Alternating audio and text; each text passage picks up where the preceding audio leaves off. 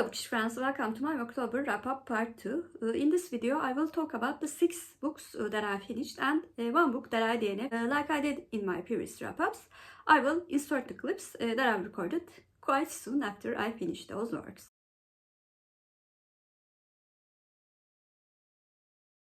Today is the 17th of October and I finished the book that I chose in my Roll the Dice TBR game. Which was Caging Skies by Leunens. I put this book on my TBR because I really want to read the books adapted to movies or TV series for my From Pages to Screen video series. And this book is told from the point of view of Johannes, who's an avid member of the Hitler Youth in the 1940s. Because he was wounded at war and could not go to war, discovers that his parents are hiding a Jewish girl called Elsa behind a false wall in their house in Vienna. He becomes horrified at first because he really believes in the ideologies of Hitler. However, his initial horror turns into obsession, and then follow how he interacts with both his family and Elsa as the years pass by and when the war comes to an end. Like I said previously, this book was adapted into a movie titled Jojo Rabbit. Although I have seen really good things about the movie, because it was based on this book, I really wanted to read this book first. However, when I read the reviews after finishing the book, I saw that only the first quarter of the book was adapted into the movie. To be honest, I was relieved to hear that because I really loved the beginning of the book, and then I had hard time believing that the person who wrote the first quarter of the book wrote the other 3 quarters. There was a vast difference between the writing quality, plot structure, tempo, and also the relatability in those 2 different sections. The latter half of the book was dragged unnecessarily. If it was not a quite short book, I would have probably DNF'd this book. This book would have worked much better as a novella of 100 pages, because I cannot deny the fact that I really loved the first quarter of the book. Overall, I can say that this book was one of the worst structured books that I've read this year, and I gave Caging Skies by Leunens a 5 out of 10.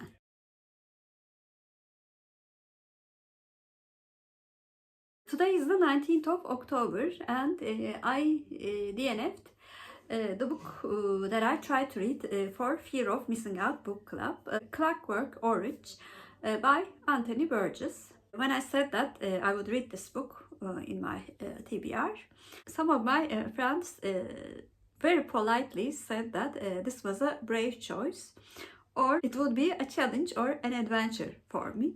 To be honest, after reading just 3 pages, I knew that they were very polite because I really do not like books where some made-up words are used. The first 3 pages were full of them. So I decided not to waste any of my time in which I can read books that are more towards my taste. I DNF'd Clockwork Orange by Burgess.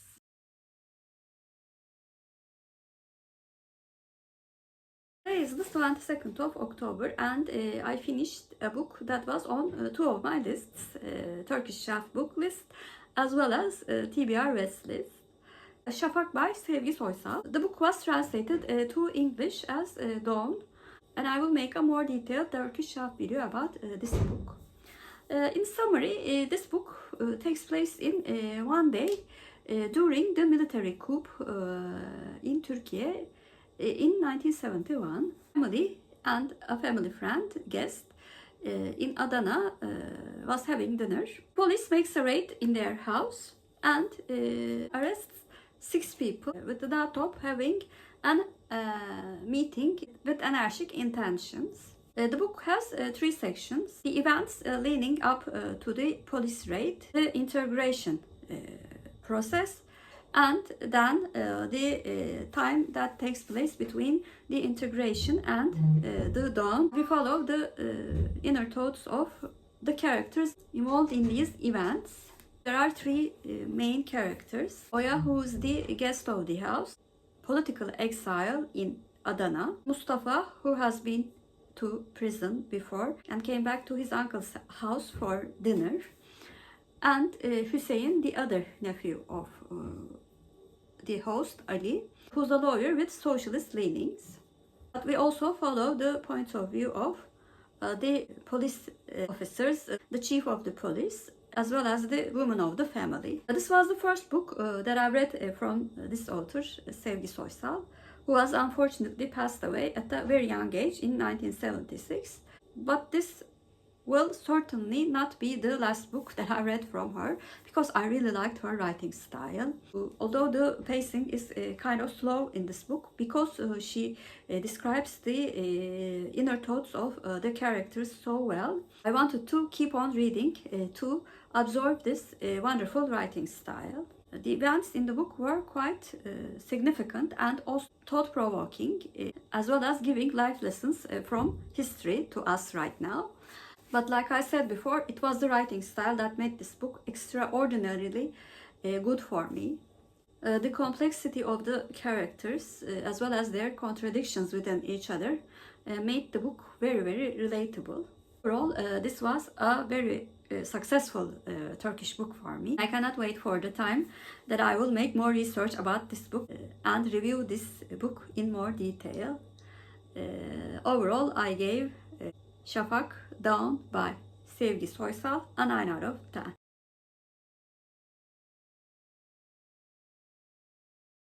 Today is the 26th of October and I finished the audiobook that I was listening for a while. This is Where It Ends by Katja K. Sproles. In this book, when Minerva Jane Jenkins was just 14 years old, she married a man who moved her to the mountains. He carried with him a small box, which he told her was filled with gold. And when he died 50 years later, he made her promise to keep his secret. She kept her promise and told the secret no one. But now, 94 years old, is visited by a reporter, Del Rankin, who wants to know more of her story and if there exists a goal like the rumors say. And Minerva, really liking this young man, is contradicted whether she should keep her secret or not. I previously tried a chapter of this book in a video that I did this year. I was very impressed by the first chapter of this book, talking about the mystery. However, after a few engaging chapters, the book started to drag on and on. We were constantly reading about her thoughts, about her conflict for a very big chunk of the book, which really actually killed the tempo of the book. Though the last few chapters were better, when I finished the book, I could not believe that it was only 274 pages, because I was quite sure it was near to 400 pages. Overall, this book became quite a disappointment, and I gave This Is Where It Ends by Katja K. Sproles a 6 out of 10.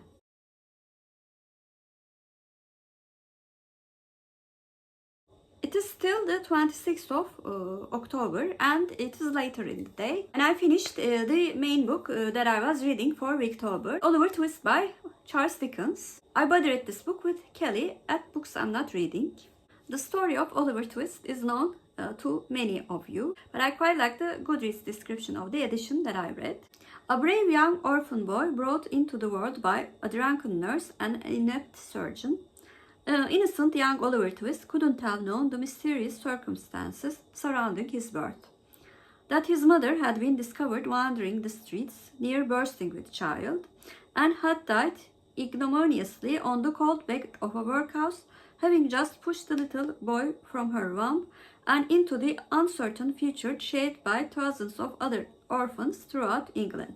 Aside from following Oliver Twist, this book also follows the people that he met, especially after leaving the workhouse, and falls into the hands of Fagin, who exploits the orphan to beg and to steal from the society. My relationship with Charles Dickens's writing has been quite complex. When I was in high school, I remember reading David Copperfield and quite enjoying the story. However, I do not remember the details, and it was so many years ago, of course. When I started watching BookTube, I first read Great Expectations and quite liked it. After that, I read A Tale of Two Cities, and I thought it was decent.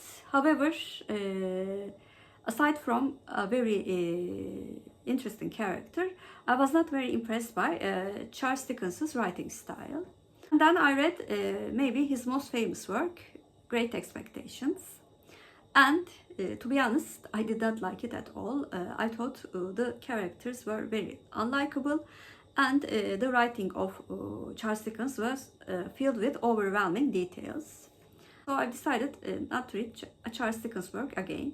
Last year, I buddy read Uncle Silas with Joe and Kelly, and they said that how much they enjoyed the writing of Charles Dickens, and it made me reconsider my decision not to read Charles Dickens. So when Kelly said that she would read Oliver Twist, I approached her and said that maybe we can buddy read Oliver Twist, and you can make me share your enthusiasm for Charles Dickens. Very, very interestingly, when reading this book, because I liked Oliver very, very much and quite adored him actually, I really wanted the best for him and wanted to know the mystery surrounding his birth. Most probably, I was more enthusiastic about the book than Kelly is.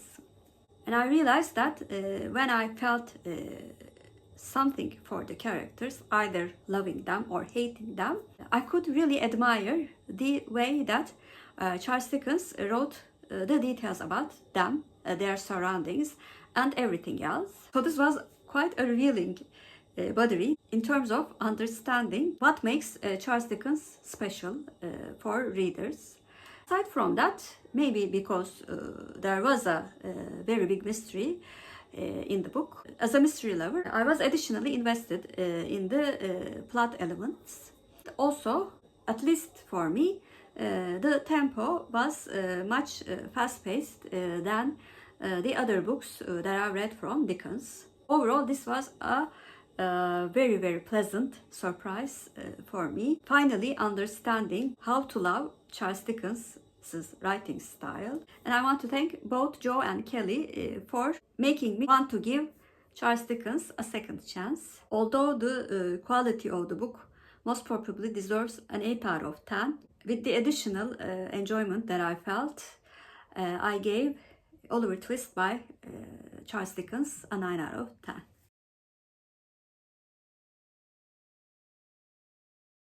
Today is the 29th of October, and I finished the audiobook that I was listening for a few days, which was a book belonging to Lexi Baker mystery series, Scones, Skulls and Scams. In this installment of the series, Lexi is in a competition with a new bakery opened just across her shop. While she's dealing with these difficulties, a skull discovered in the sewer system in the town makes her grandmother and her sleuthing friends very, very interested. Although reluctant at first, Lexi goes along with them, since this could also be connected to her rival. In my review of the previous book that I read from the series, I said that some books are just written to bring a smile to your face, and that book was like that. It is very, very unlikely that a book from this series will even get an 8 out of 10 from me. However, like I said many times, I really, really do enjoy listening to these mysteries, especially if you are reading very serious and slow-paced books along with them. So it is sort of like a palate cleanser for me. Apart from that, I really do like the characters of the grandmother and the crew. and Lexi becomes more and more sympathetic with each book. Mystery is most of the time quite obvious, like this one. However, this does not diminish my reading enjoyment, since the feeling this book gives to me is much more important than the plot. Overall, I gave Scones, Skulls and Scams by Leighann Dobbs a 7 out of 10.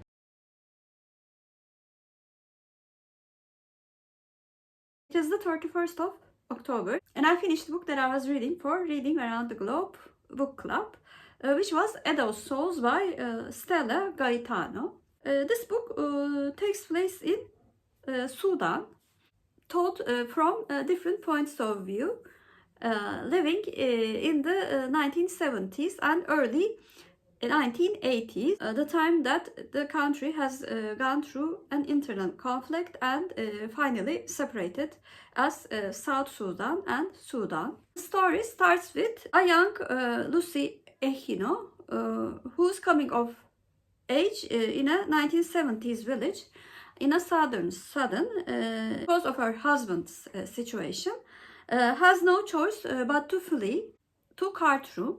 Her husband, Marco, is a gentle father and wages a daily battle to keep his family together while avoiding friction with the northerners. And they stay in Peter's home. A soldier unsure of where his loyalties lie is forced to carry out night raids searching for a band of rebels. Like I said before, the story is told from different points of view, and it was really a powerful read because of that situation. We get to see different people living in different societies in the whole of Sudan. Although I had heard about a separation of Sudan, I never knew about the dynamics that led to this conclusion. So it was a very informative read for me. Although some of the sections were a bit hard to read in terms of violence, this is one of the books that I'm very, very glad that I read. I especially like the character of Peter and Yala. And Lucy was a very mystifying character. Because this book has very significant messages, I cannot wait for the discussion of this book, which will happen, I think, in a few days. So overall, I gave Edo's Souls an 8 out of 10. So those were the 6 books that I finished and 1 book that I DNF'd in the second half of October. Please comment down below, have you read any of the books that I mentioned in this video, and what did you think of them? If you're a new viewer, first of all, welcome. Please like and subscribe. Hope to see you very soon. Bye.